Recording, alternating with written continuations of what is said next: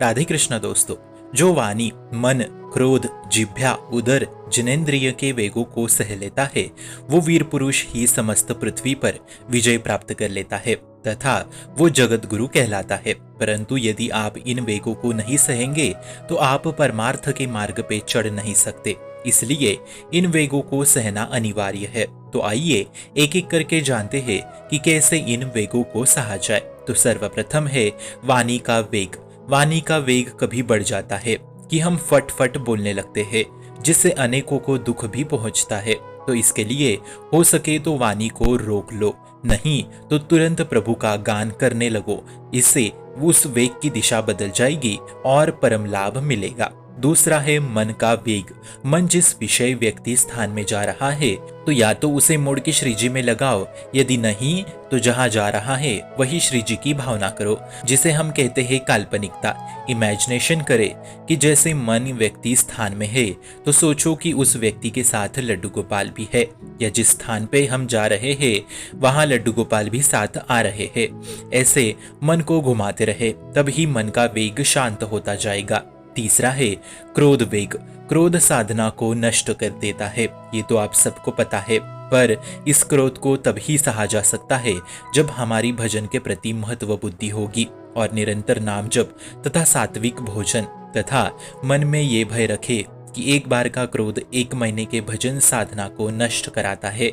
तब आप शायद उस भय के कारण क्रोध को सह लेंगे। या कोई हमारी निंदा या अपमान कर रहा है तो वो हमारे अशुभ कर्म है, ऐसा समझ के मौन रह जाओ। चौथा है जिह्वा का वेग।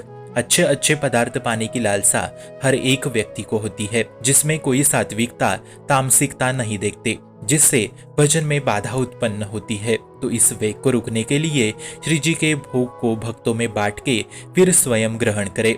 फिर आप कालांतर में देखेंगे कि जिह्वा का वेग शांत होने लगेगा। हर एक पदार्थों को भोग लगा के पावे, ऐसा नहीं कि रास्ते में चाट की दुकान दिखी और वही शुरू हो गए। तो ये साधक के लक्षण नहीं है मित्रों।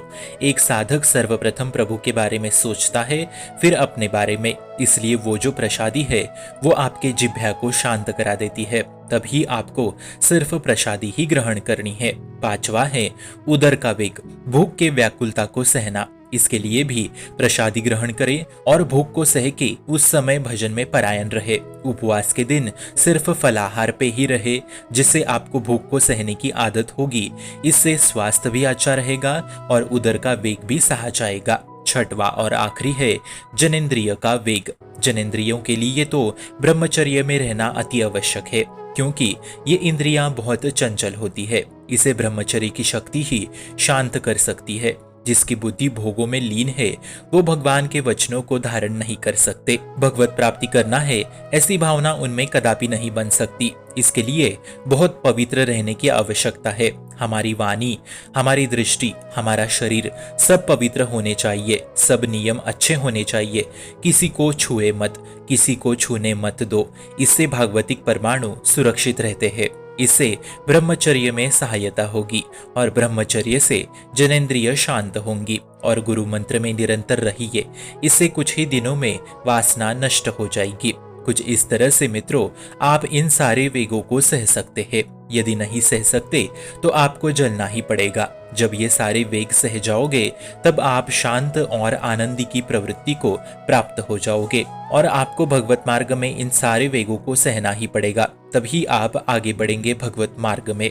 अगर हमारे हृदय में ये भाव आएंगे कि हे नाथ, आपके द्वारा दिए गए हम हर एक कष्ट, हर एक प्रतिकूलता को सहेंगे, जिसके बदले मुझे सिर्फ और सिर्फ आपकी भक्ति चाहिए। कुछ ही दिनों में आप पार ना लगे तो बताना। इसलिए हर एक वेग को सहने की भावना रखे। शुभम भवतु कल्याणमोस्तु। भक्ति का प्रसार करने हेतु इस चैनल को अपने मित्र और परिवार संग शेयर जरूर करें और भक्ति दृढ़ करने हेतु इस चैनल को सब्सक्राइब करना ना भूले। राधे राधे।